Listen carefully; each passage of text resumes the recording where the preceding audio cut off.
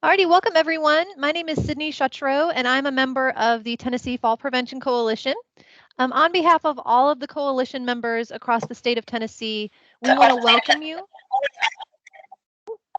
After I mute that person, we're going to welcome you even more. Sorry about that. We want to welcome you to the second session in our virtual program demonstration series for National Fall Prevention Awareness Week. Here in Tennessee, Governor Lee made a formal proclamation recognizing September 20th to the 24th as Fall Prevention Awareness Week here in Tennessee. This series would not be made possible without our amazing coalition members who helped develop the data collection surveys, volunteer to speak during the series, and strive every day to educate, promote, and provide programs and services across Tennessee to help reduce the occurrence of falls in older adults. So thank you all so much for your continued efforts throughout the year. We couldn't do this without you.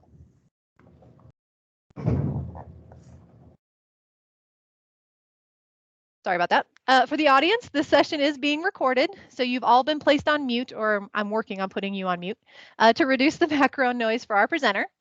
If you're on camera, now's the time to consider turning it off. If you don't want to be seen on the recording, it's going to be posted on the Tennessee Commission on Aging and Disabilities YouTube channel. So kind of giving you that opportunity now. If you have any questions or comments to share during the presentation, we encourage you to do so using the chat box feature, and we'll address all questions at the end of the presentation. We have a wonderful presentation for you today that will be discussing the program A Matter of Balance. There may be a part of the presentation where the speaker asks you to join them in performing some of the exercises of the program.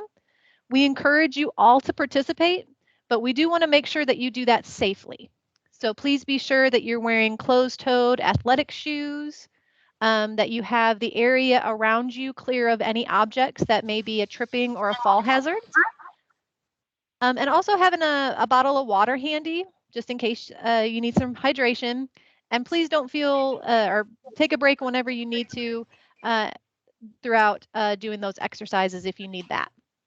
So without further ado, I want to turn it over to Dr. Lisa Washburn, who will tell you about herself and be leading this discussion. So thank you, Dr. Washburn, for being with us today. We really appreciate it. Thank you. I'm really glad to have an invitation to present to you all about A Matter of Balance. It's a fall prevention program that we are currently offering through the University of Tennessee Extension. And if you are not familiar with UT Extension, let me take just a few moments and share with you about our work. We have offices in every county in the state. We are part of UT as a unit of the Institute of Agriculture. People seem to be most familiar with us through our 4-H program and a program called Master Gardeners. But we also do programs like fall prevention programs through the work of our Family and Consumer Sciences agents. They are community educators in each county, and also through a group of really dedicated volunteers. So today we're going to talk about A Matter of Balance. I'll give you some background on the program. We'll talk about content and the delivery model, and then we'll also discuss the programming that's occurring in Tennessee right now. We'll take a few moments to go through the Matter of Balance exercises, and we will talk about opportunities for you to get involved, and then save some time at the end for questions and answers. Before we get started with all that, we would like for you to answer a few poll questions. So Sydney, if you can launch that poll right now.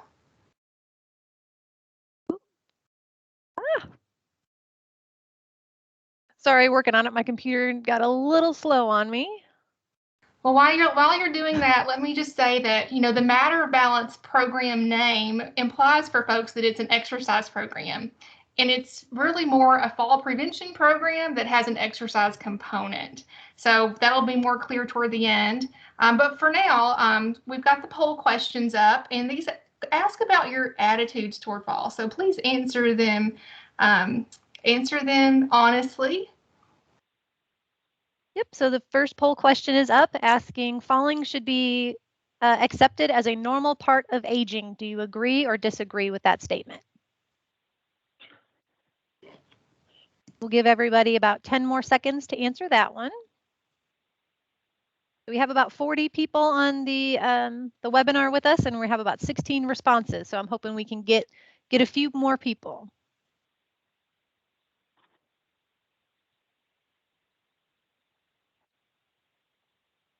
Alrighty, so I'm going to go ahead and close that poll. So Lisa, the results, 19 people submitted. 5% say they agree, and 95% say that they disagree. Great. That means that our folks have some positive attitudes toward falls being preventable and not being a natural part of aging. Which leads us to our next question. Absolutely. Most falls cannot be prevented. Do you agree or disagree with that statement?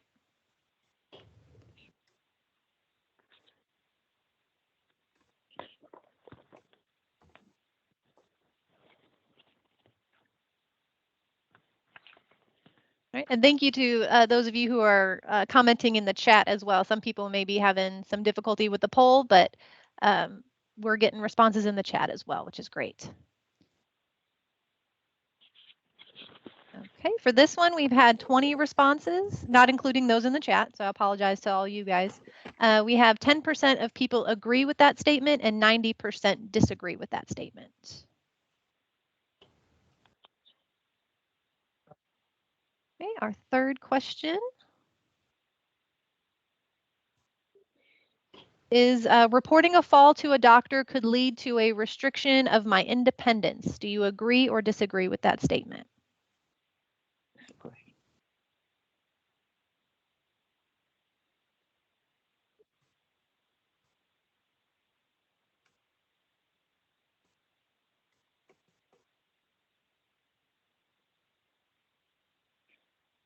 Okay, give you guys just a couple more seconds. We have about 17, 18 responses, and a lot of them in the chat. Thank you all. We're getting a lot of disagrees. Some depends on the factor.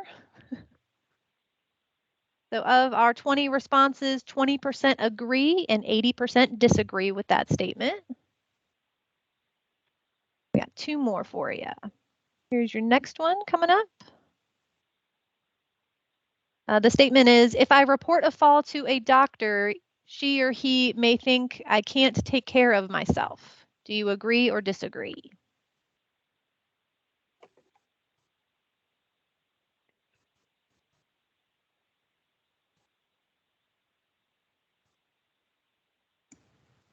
A few more seconds. A lot of disagrees coming into the chat.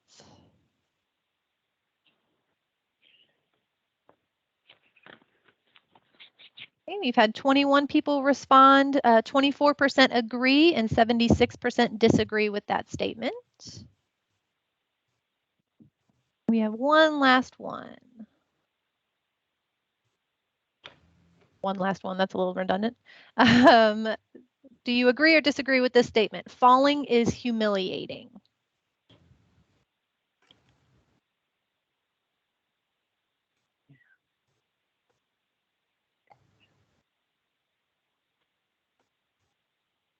Getting mixed reviews in the chat, so we're getting some agree and some disagree. For those of you who participated in the chat, we have 68% agree and 32% disagree with that statement. Okay, and I believe those are all of your poll questions. Thank you so much, and thank you all for participating in that poll. Those questions were drawn directly from one of the activities in A Matter of Balance. It's from a fall-related attitude survey that is in the very first lessons. So we know that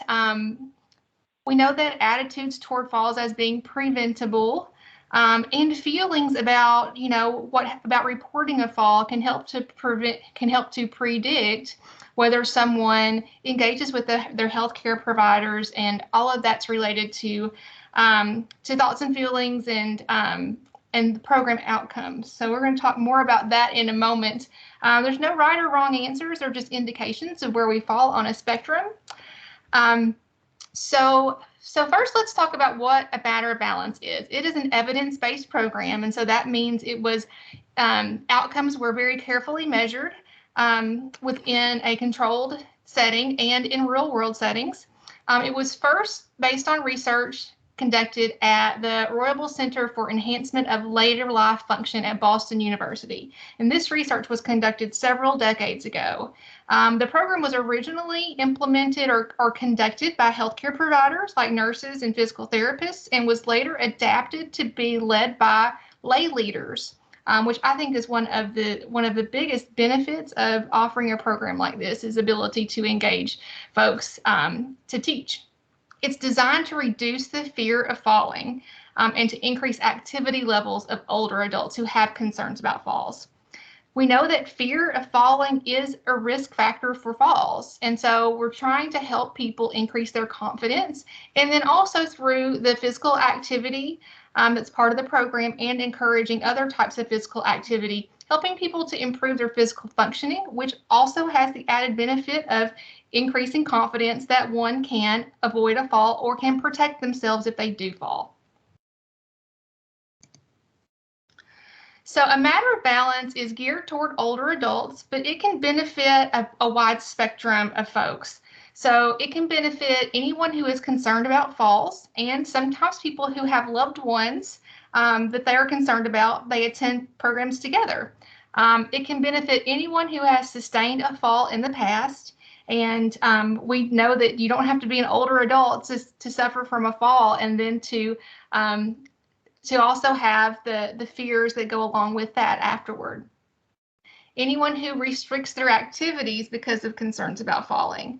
So that restricted activities part, that's really important, because it sets forth a cycle of doing less, being more sedentary, which further reduces our physical functioning and can increase our fall risk.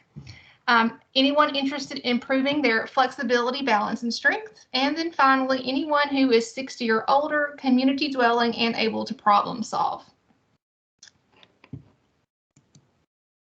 Now, I just want to reiterate again that Matter of Balance is evidence-based. So I'm seeing a note that my slides are not sharing. Sydney, are you able to see my slides? Yes, I'm able to see your slides. And for those of you who may be having some trouble seeing the slides, you may have to look at what kind of gallery you're set up in. So right now, I'm set up in just a regular gallery. If you're set up in large gallery, then the presentation is going to be very small on your screen. So try and do a gallery view, and that should be able to make the presentation bigger and the videos of people smaller. Thank you. So Matter of Balance is an evidence-based intervention. As I mentioned, the research originally was conducted in the 1990s and has continued to be very well researched, and the program has been designated as an exemplary program from several federal agencies, and that makes it eligible for some of the federal funding that we receive for fall prevention. So when we say evidence-based, we mean that when it's conducted as intended, as the program protocols outline, then we can expect to get the results from the original research every time if we stick with the program fidelity. So this program focuses on changing misperceptions.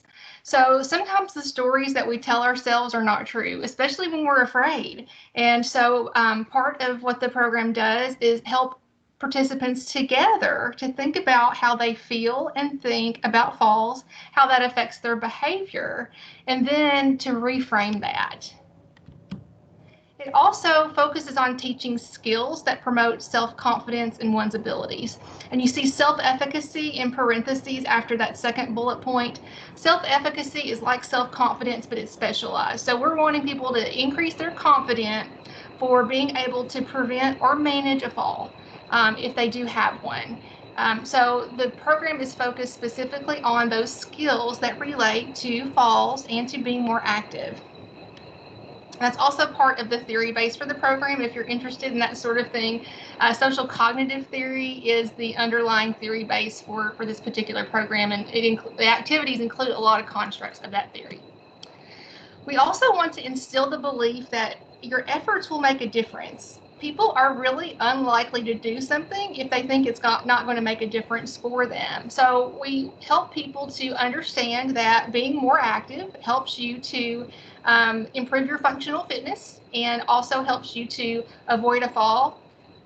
We help people to come to believe that sharing with a healthcare provider if they do have a fall is really helpful, and that's something that we need to do, and that worries about being dependent or having reduced independence may be unfounded.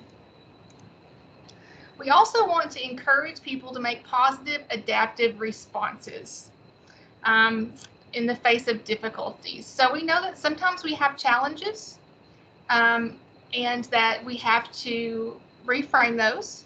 Sometimes we have to make modifications to our environment, or we have to get some assistive devices. And all of those things can help us to be adaptive and to maintain an active social life, a healthy life, even if we face some issues.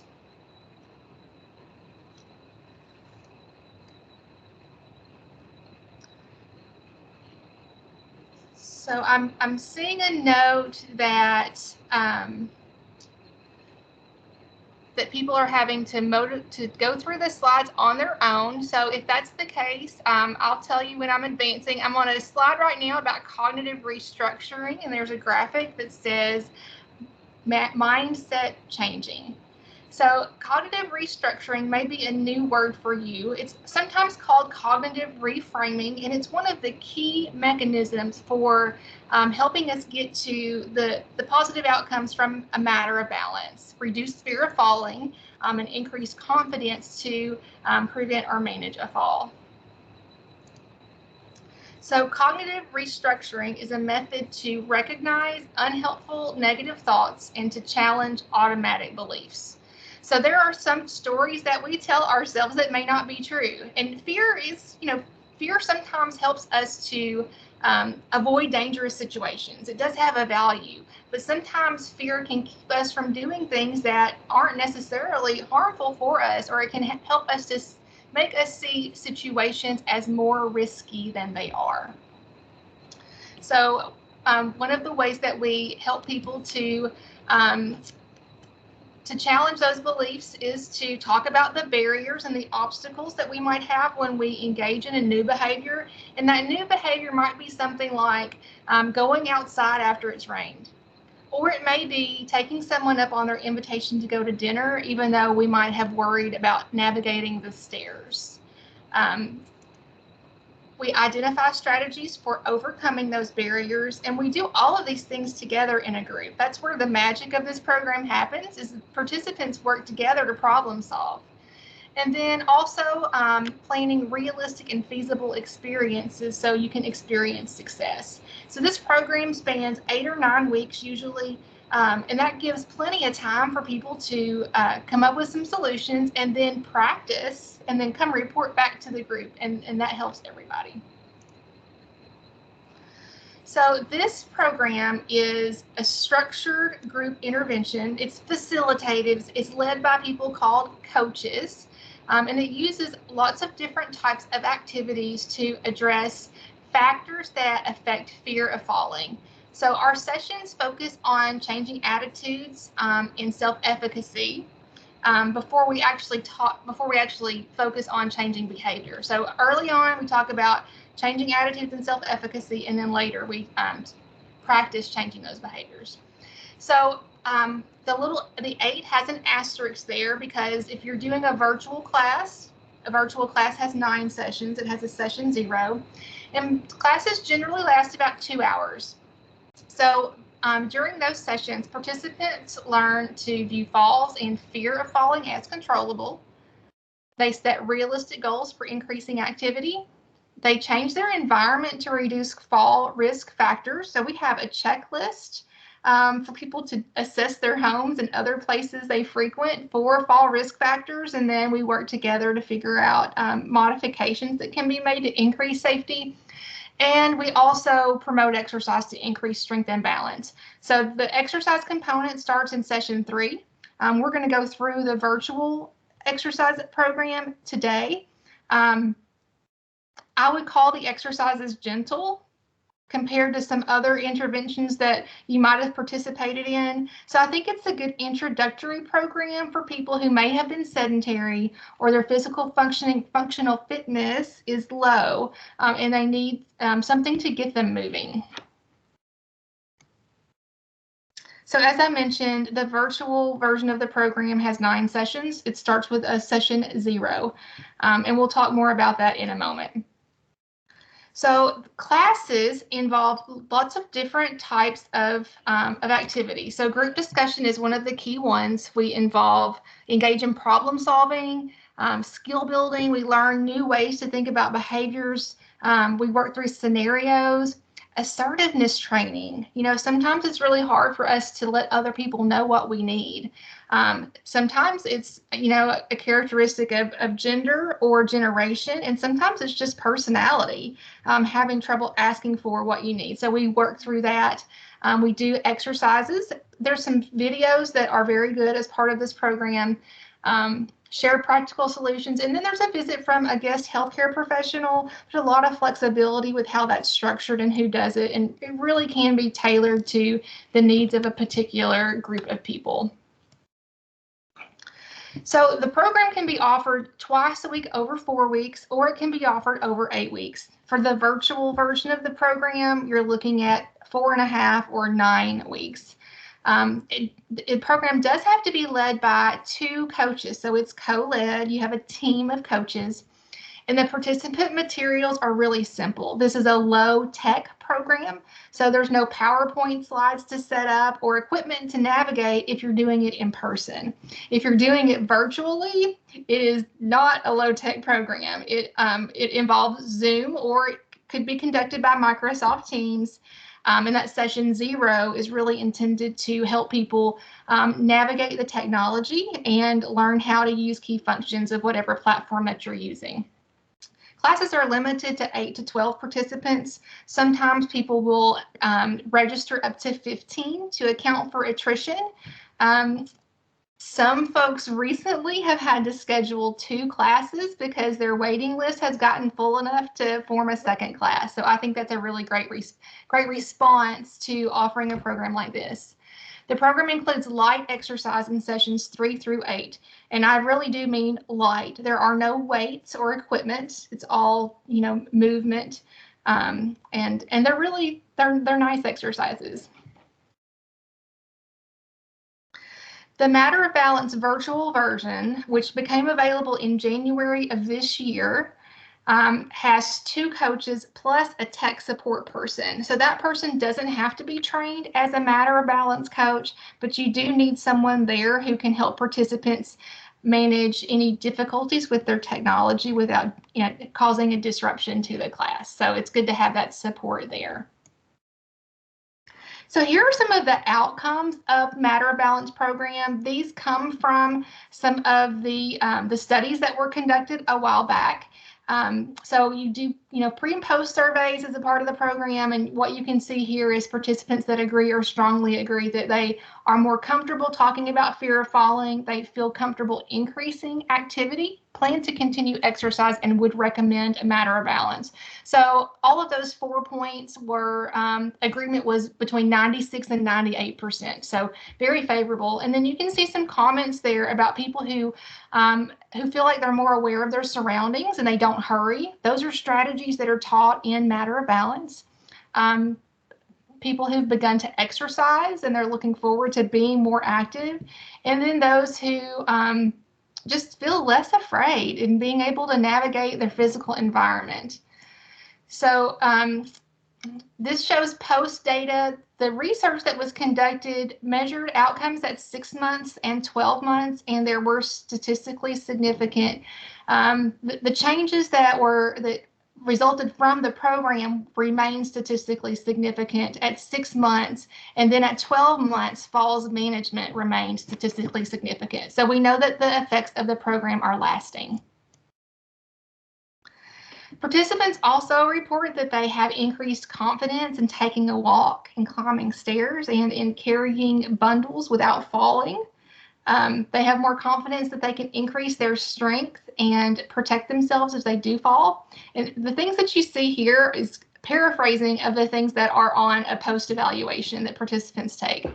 Participants increase the amount they exercise on a regular basis, and that is important for all of us. And then importantly, they report fewer falls after participating. So we're not just reducing fear of falling, we are reducing falls also.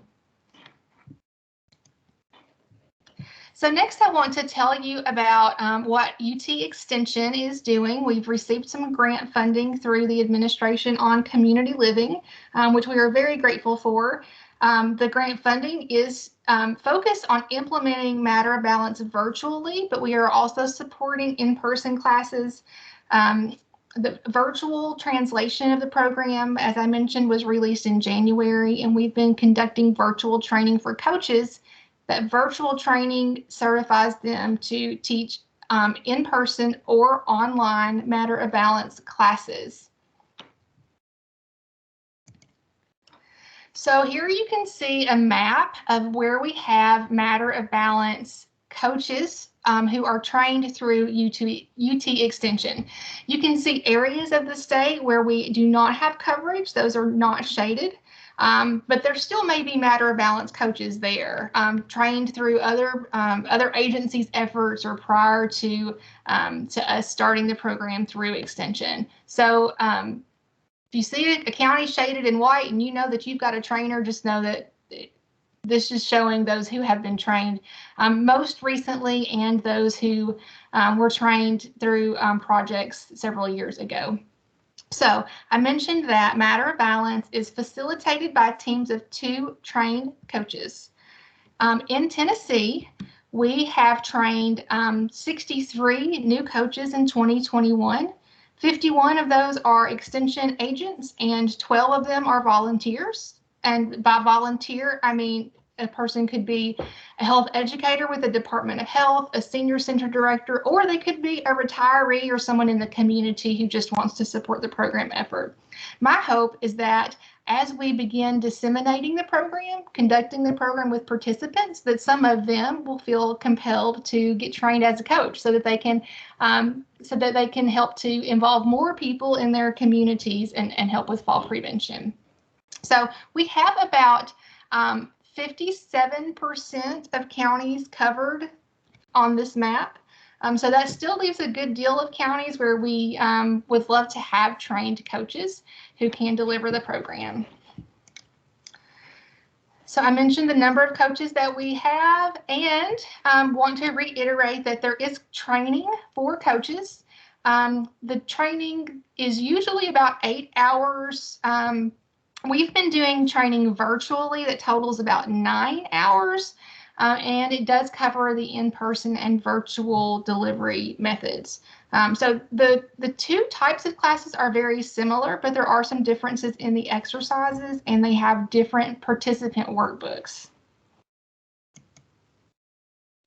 So if someone were interested in becoming a coach for Matter of Balance, here are the things that would be expected. So because it's an evidence-based program and we want to conduct the program with fidelity, someone to teach this class has to be trained as a coach. They have to go through the training. We also expect that one would co-facilitate 2 Matter of Balance classes within a year of certification and then continue to teach subsequent classes. That's part of our sustainability model. We expect that folks will conduct Matter of Balance in cooperation with UT Extension because it is our grant funding that is covering the expenses for the project right now. We want to conduct Matter of Balance with fidelity, so that means adhering to some key elements for program fidelity that you would learn about when you were trained as a coach. And then we have annual update training with a master trainer, and that's me right now, of 2.5 hours a year. And right now we're doing that over Zoom, and it's 2 sessions, 1 hour and 15 minutes, just with program updates. So a little bit about the learning model for Matter of Balance. You can see the icons here that say learn, discuss, target, exercises. Those are icons directly from the coach handbook. So I think it's really well laid out. It's easy to navigate for people who are teaching the program, and it tells you all of these different components. And then there also are some videos and a healthcare connection, that presentation from a healthcare provider, which can range from a pharmacist to a nurse, a physical therapist, occupational therapist, and it could be a physician. So it's really easy to tailor that to what your local group's interests are. Here are the session topics. So I mentioned there are 8 sessions plus a session 0 for virtual classes. The first session is an introduction to the program. It gives participants an opportunity to get to know each other. Session 2 explores our thoughts and concerns about falling. And then session 3 is where the exercises are introduced, and all of the subsequent sessions include the exercise component. In session 4, we talk about assertiveness and the role of that in preventing falls. In session 5, we talk about how we manage our concerns about falling. So back to session 2, exploring thoughts and concerns. So we do a lot of sessions of talking, and then we come in and we talk about what's our strategies to manage, and then we practice in between sessions. Recognizing faulty habits. And then session 7 is about recognizing fall hazards in the home. We have a very exhaustive checklist or assessment that participants can use to look at their homes and other places they frequent. And then the last session is really a celebration and then putting everything together. And then again, session 0 for the virtual version of the class. So this slide tells you what you will need to participate in the exercises. I've got a few more slides before I'll stop sharing my PowerPoint, and then we'll go through those exercises. So first off, you need a chair that is not on wheels. So if you are sitting in a roller chair right now, I would encourage you to locate one that does not roll for safety. We ask for people in the virtual class to have their full body visible while they are seated. So that means I might be able to see your feet if we were in a regular class. Now on this session today, I won't be able to see you at all because of the way that we're going to have the screen set up. But you would want to think about that later if you're interested in participating in the class or being a coach virtually. We want the area to be free from clutter, and clutter would include pets who might get underfoot. We need sturdy shoes and then clothing that's appropriate for exercises. As I mentioned, these exercises are pretty gentle and they're focused on helping to increase our balance, range of motion, physical functioning. So here is a slide that shows a picture of the exercises. Now, I do want to note that when I teach these exercises, I'm going to be looking at my coach manual because that's part of the program fidelity. Reading the instructions from the manual so that we're consistent. So this shows a picture of from that exercise section of the manual. Most of our exercises are 5 to 10 repetitions. So, and some of them repeat sets, some of them build on each other as the session goes along. So these are the warm-up exercises that are part of a virtual delivery of the program. I mentioned that there are some exercises that are not part of virtual programming because the program developers felt like we had to minimize risk of a person falling while they were at home, potentially alone. So some of them were edited for safety's sake. So we'll do some deep breathing exercises, stretches, shoulder rolls, foot circles, a seated knee raise. Strength and balance exercises for the virtual version of the class they're listed on the slide, and you will see that the names of the exercises are very descriptive. They tell you what your body movement is. They tell you what you're doing. And I think you'll see that when we work through these in a bit. These exercises are standing exercises, and so they are not included as part of a Matter of Balance virtual. They are in programs delivered in person. So that's important to note. So this is a section of exercises not in virtual. Some of them have been replaced, so there are substitutions for the side step and the box step and marching in place that are seated in virtual, but they are a little bit different to do seated than standing up. And then we'll do some cool down exercises. And so they're pretty simple. They're nice and relaxing. And I think that you will like them. So now we have come to the part of the program where we are going to exercise. I am going to stop my screen share, and then I'm going to adjust my camera and my lighting so that we can move through these together.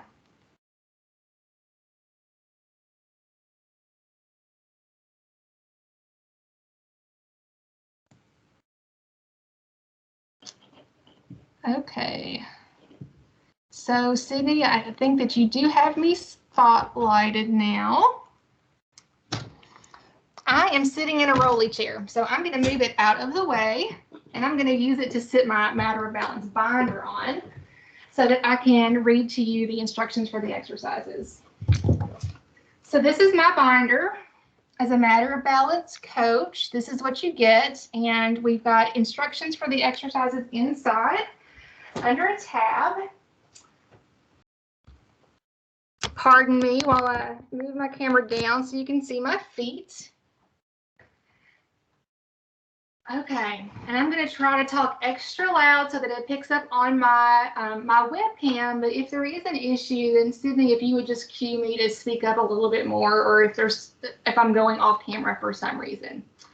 Okay, so to start, if you are exercising with me in a chair that does not have wheels on it, I'd like for you to start by sitting up nice and tall. Draw your shoulders down, relax. Relax your shoulders, and we're just going to take a few deep breaths. So take your hands and place them on your belly. We're going to breathe in and feel the hands lift as we inhale, and exhale and feel the hands return back to the starting position.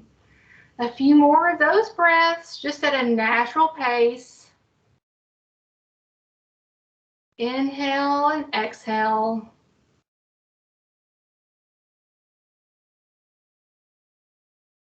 And then we will move into doing some more movements. So the first is a good morning stretch. It's like when you're getting out of bed in the morning, stretch your arms out wide and turn to one side and stretch and turn to the other side. Let's do that one more time. Nice stretch to the side and opposite side. Stretch the arms out. And return back to starting position. We're going to do some shoulder rolls. We'll start by rolling our shoulders forward for a count of 5. So nice shoulder roll, feeling a good stretch in our upper back. And after you've done 5 forward, we will reverse it and do 5 backward. Oh, it feels so good. This is a really good movement if you sit at a desk a lot and maybe your posture suffers. So 5 of those. All right, now we're going to do a diagonal arm press across the body. This is one of our warm-up exercises still. So sit up nice and tall and then reach across your body with one hand and then opposite arm. So just reaching straight across. And if you've got any mobility issues in your shoulder, just work within your comfortable range of motion. We're going to repeat this 5-ish times on each side. I say ish because it is very hard to count while you are teaching exercises. So I'm going to do one more, and then we're going to move on to foot circles. So for foot circles, it's exactly what it sounds like. We're going to rotate the foot around at the ankle 5 times in one direction. You might be hearing some popping. I know I am. Once you've done 5 one way, reverse it and do 5 more, opposite direction. And then switch feet. We'll do the same thing on the other side. Rotate it 5 times in one direction. And then reverse it. The ankle joint is so important to helping us balance and stay steady on our feet. It helps us to determine whether there are changes in terrain and make some adjustments. So those foot circles are a great exercise. Next, we're going to do seated knee raises. So this is sort of like marching in place. So it's alternating. It feels different than when you do it standing up. So I do want to give you a heads up on that. I'm going to scoot toward the front of my chair just a little bit and make sure that I stay sitting up nice and tall. My core is engaged. I'm going to put my hands on the side of my chair to help me stabilize. And I'm just going to alternate raising my knees. So right and left. I'm going to try to do 5 times on each side if I can stay counting. And as you are doing these, make sure that you're not rounding your back. Sometimes we have a tendency to collapse back in our core, depending on our muscle strength. So I don't know about you, but that feels like 5. So we're going to call it, and then we're going to move on to our strength and balance exercises. So if you were doing this in a real class, you would probably add on more repetitions as your group gets stronger or as you get stronger, and you might even add another set. So let's sit up nice and tall again. And we're going to repeat that diagonal arm press from before, but we're going to press our arm down toward the floor. So I'm going to reach across my body and then just press down toward the floor. Opposite side. This reminds me of the movement that I might do if I am trying to cram more trash into the trash can. Maybe you don't do that, but sometimes you want it to fit just a little bit more and you're just pressing it down a little bit so you can get a few more uses out of it before you have to take the trash out. Let's do one more on each side. Across and down. Diagonal arm press across the body and toward the floor. The next one is similar, except we're going to reach across our body and toward the ceiling. So work within your comfortable range of motion, and if that is hard for you, then feel free to work at whatever level or height is comfortable. So I'm going to reach across and just slightly up and back down, up. This reminds me of when you need to reach something out of the cabinet and you're stretching up to get it. Maybe a glass or a coffee mug.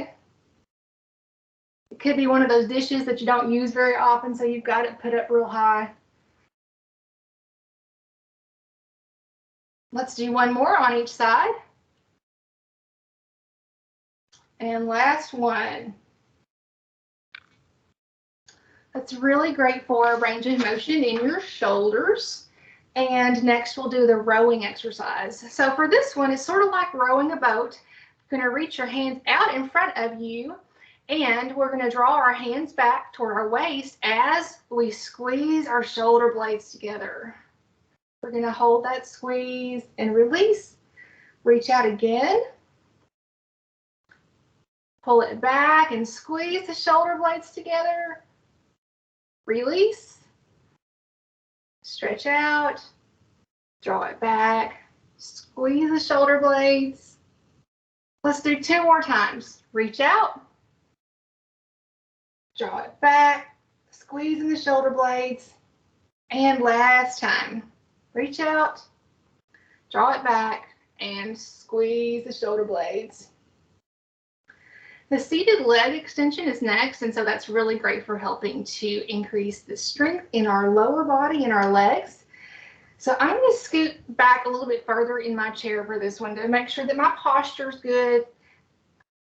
And we're going to do alternating leg extensions.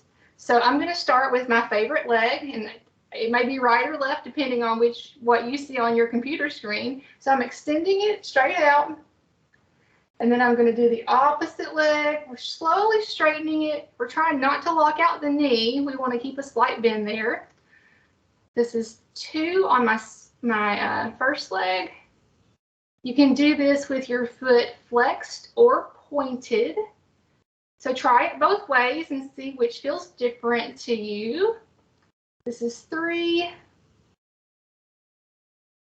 Pay attention to your posture. Sit up nice and tall.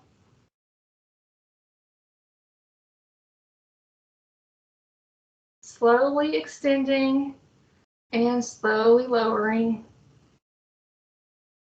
One more.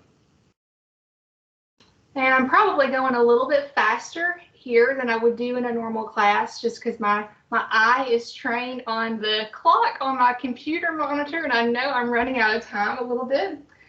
The next exercise is a seated knee raise, and it is not alternating. And what I want to tell you about this one is that you might feel this more in your core muscles than you expect. I'm going to shift toward the middle of my chair a little bit more, and then I'm going to lift this knee and lower it. Lift within whatever your comfortable range of motion is. It may be a very small movement. It doesn't have to be a big movement to be effective. One more on this side. Lower it down, and then we'll switch sides. Adjust your posture, make sure you're still sitting up tall, and raise this leg, the opposite one. Raise the knee, not the leg, raise the knee. So that's 3.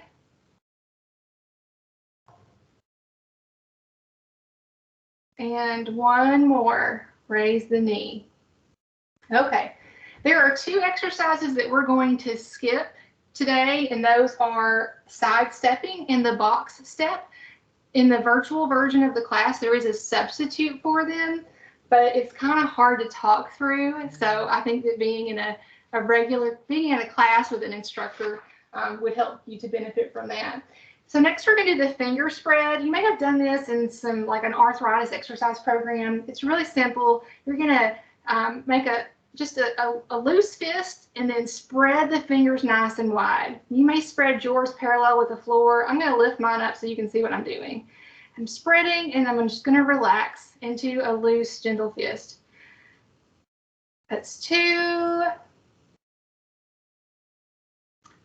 3, really spread them far apart. 4,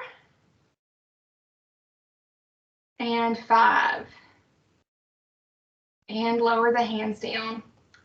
The next exercise is a wrist rotation, and it is similar to what we just did. So we've got our hands spread apart. We're going to have our hands parallel to the floor, and then we're just going to rotate at the wrist and have the palms face the ceiling. Rotate it back down and rotate up. So we're staying parallel to the floor. We're just rotating the hands to face the floor and face the ceiling.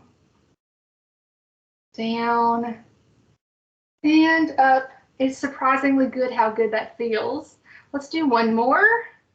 Rotate up and lower the hands back down. The next exercise is a really great stretch for your upper back. Bring your hands up to your shoulders, so you're touching the shoulders, and then bring the elbows up so that your upper arm is parallel to the floor. We're going to bring our elbows together toward the midline, so in front of us, kind of like in front of our chest, but only as far as feels comfortable. So draw the elbows in toward your center and hold for a few seconds. Stretch in the back and then release it back. So what I want to caution you about is holding tension in your shoulders while you're also trying to stretch in this back area. So really try to relax your neck. This is 3. Bringing the elbows as close as it's comfortable. Nice stretch for the back. Release. 2 more.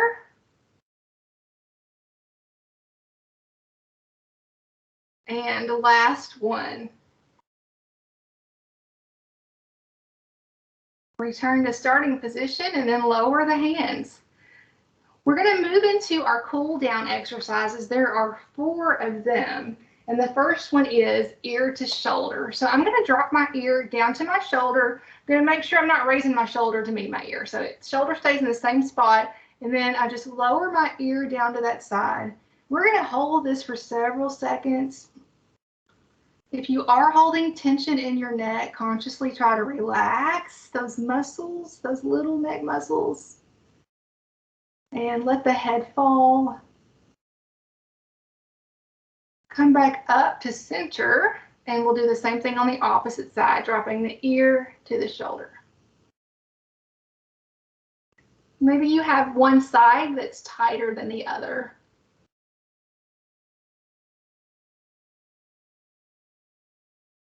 Back to center. Let's repeat that. Dropping the ear down. Feeling a nice stretch in the side of the neck.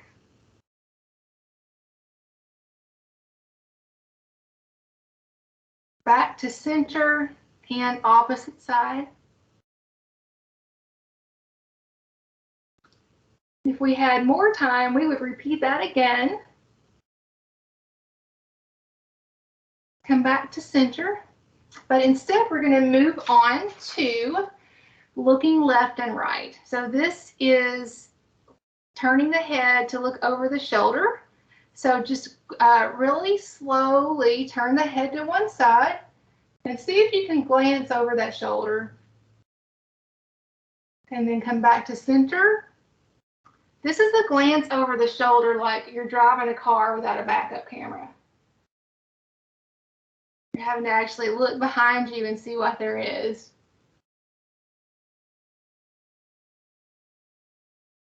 And back to center, look over the opposite shoulder.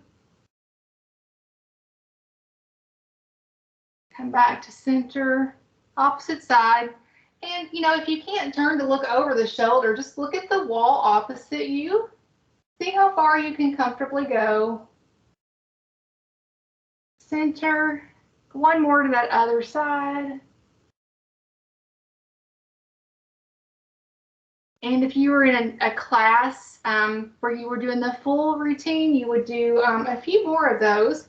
But we're going to wrap this up with another good morning stretch. So reach those arms out to the side and gently turn to one side and the other side.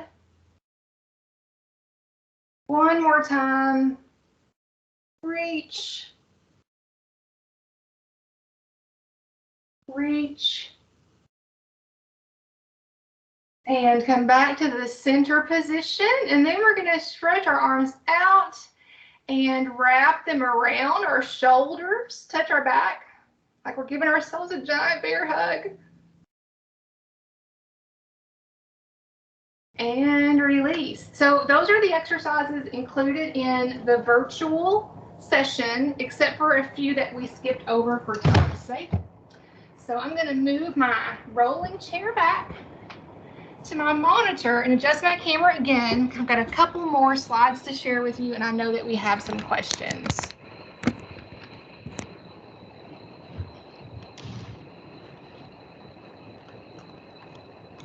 Okay.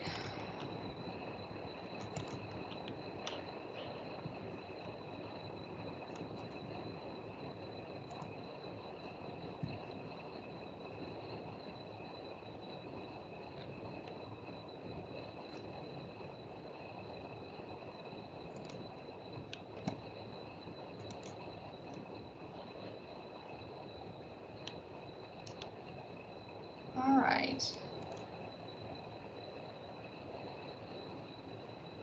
Oh, it went back to the very beginning.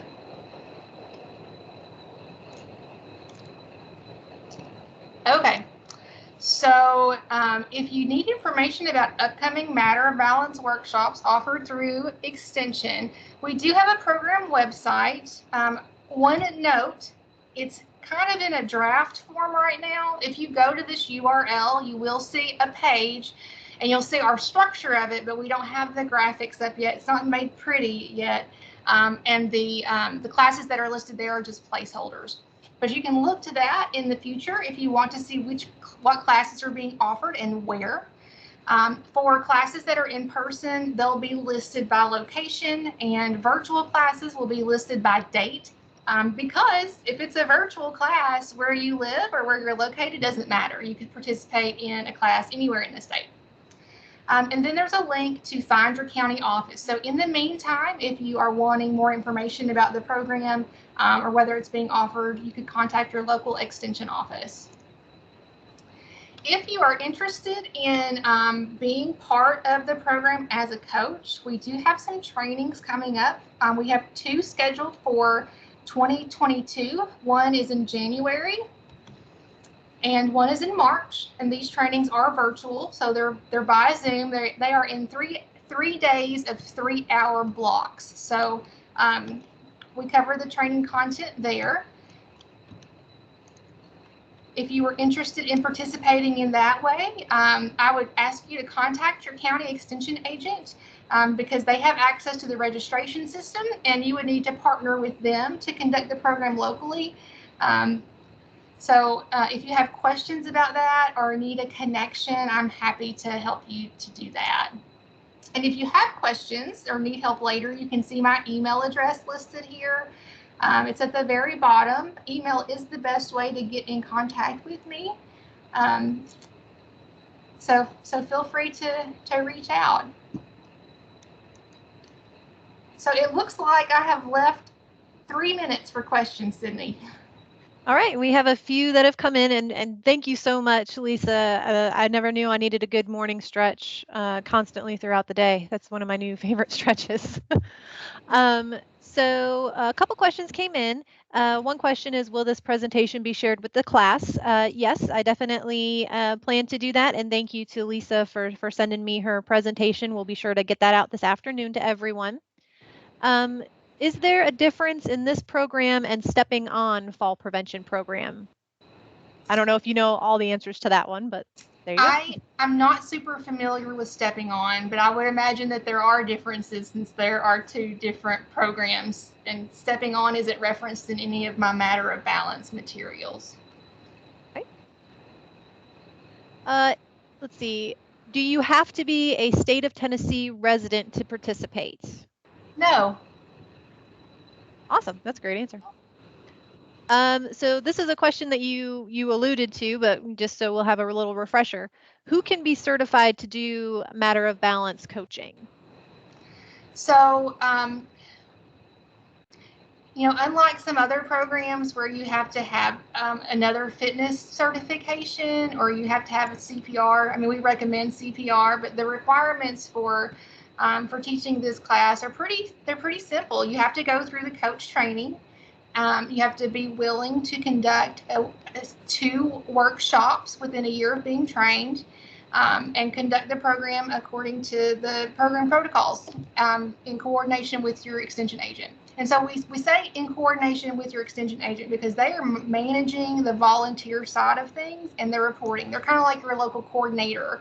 But some counties have 3 or 4 people trained, maybe 3 people in addition to the extension agent. So they have enough people to conduct a program at a location with their agent as the coordinator and then others as the facilitators. So that's pretty much it. There are some observation requirements, but beyond that, yeah, it's pretty open. Great. How can a Matter of Balance offering be scheduled? So if someone wants to schedule a Matter of Balance, 8-week class, how would they go about doing that? Well, I would recommend starting with your county extension agent, and I can connect you with them if you need that. Because if they are trained as a coach, then they would be the one to schedule through to get a class set up. Great. As coaches, would we lead these virtual classes? Yes, you would. Okay. As a coach, would be certified to do in an assisted living facility? Would this class be appropriate for an assisted living facility community? It would be appropriate if the people who were living there were able to problem solve, because that's an important part of the discussion base for the program, and we're able to participate in the exercises. If someone's wheelchair bound, they can still do them, but you do need to have a certain level of movement. Okay. If someone is sedentary and possibly subconsciously has a fear of falling or is sedentary due to inertia, how do you encourage them to take the program? That's a good question. That is a good question. So if their fear of falling is subconscious, that's tricky. Because it means that they're not really aware that they are afraid, and you have to be aware of that fear to be able to encounter it. So I guess the initial goal would be to get them to a class, and peer coaxing or peer encouragement, it may be the best way to do that depending on their personality. Like it may be that that person has a friend who wants to go to Matter of Balance, but they don't want to go alone and they don't know anybody. So they invite that person to come as their buddy or their social support. Great suggestion. As a coach, would there need to be a coach and a co-coach to teach at a senior center, or can just one coach be present? You still have to have two.